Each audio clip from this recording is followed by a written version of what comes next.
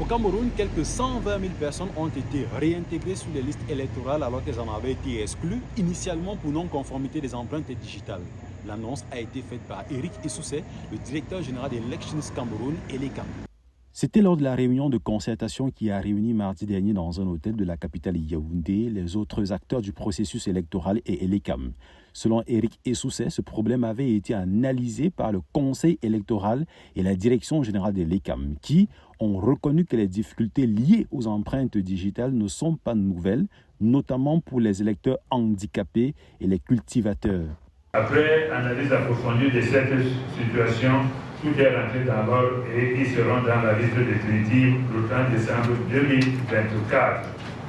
Tels sont les éléments que j'ai l'honneur de porter à votre connaissance. Nous profitons pour saluer la collaboration de tous les acteurs du processus électoral pour la réussite de la révision 2024 et les exhortons à faire preuve de la même disponibilité pour 2025. Il s'agit du résultat d'une pression de l'opposition sur l'organe chargé des élections, présument certains observateurs.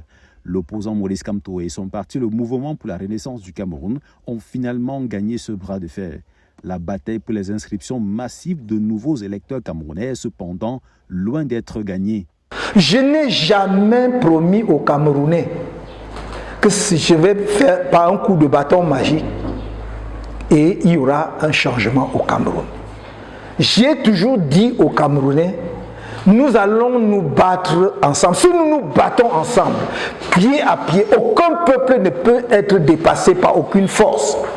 Alors je vous dis et je vous le répète, je crois au changement dans la paix et par les urnes. La décision de l'ECAM de réintégrer les électeurs sortis des listes électorales est peut-être un signe d'ouverture de l'organe électoral, affirment plusieurs analystes politiques. C'était Pérez Mbala depuis Yaoundé pour Nouvelle Aube.